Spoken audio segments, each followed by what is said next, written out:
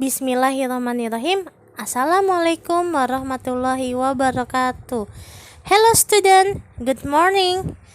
Masih bersama Ibu Norma Ayu Lestari di channel kesayangan kita, di channel Education. Nah anak-anak, pada kesempatan kali ini kita akan belajar tema 8, subtema 1 tentang cerita fiksi. Sebelum masuk ke materi, Ibu akan menjelaskan apa itu yang dimaksud dengan cerita fiksi. Fiksi berasal dari bahasa Inggris fiction yang artinya khayalan atau imajinasi.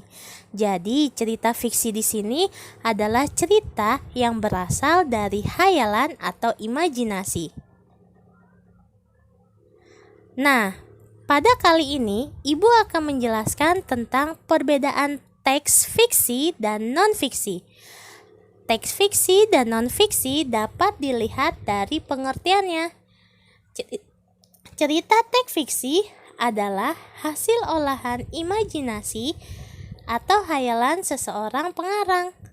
Sedangkan cerita teks non-fiksi berisi data dan fakta sesuai kejadian. Tidak boleh sembarangan seseorang menulis buku cerita teks non-fiksi. Nah, anak-anak, apa saja sih contoh dari cerita teks fiksi itu? Contoh dari teks fiksi di sini ada novel. Ayo, siapa di sini yang tidak tahu novel?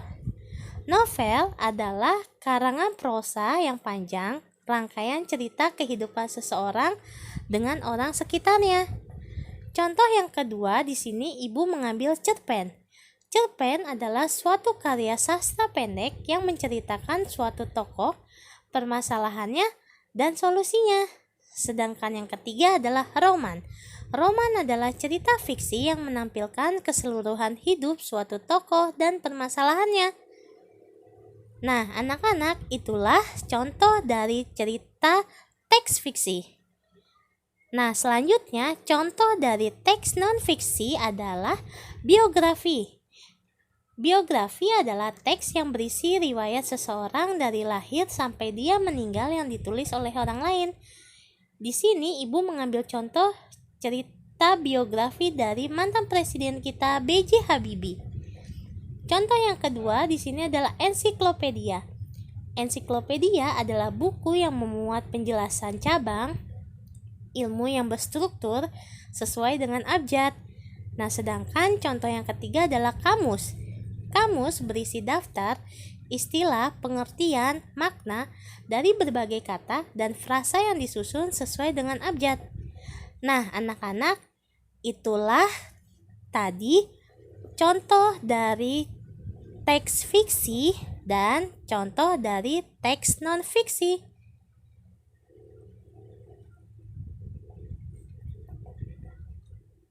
Selanjutnya, Ibu akan menjelaskan tentang unsur intrinsik dalam teks fiksi. Ayo, siapa di sini yang tahu apa saja unsur intrinsik dalam teks fiksi itu? Yang pertama, di sini ada tema. Tema adalah gagasan umum yang menjadi dasar karya sastra. Yang kedua adalah tokoh. Tokoh adalah pelaku yang ada di dalam cerita. Yang ketiga adalah alur. Alur adalah urutan kejadian dalam cerita. Alur di sini bisa maju, mundur, bahkan campuran. Yang keempat, latar.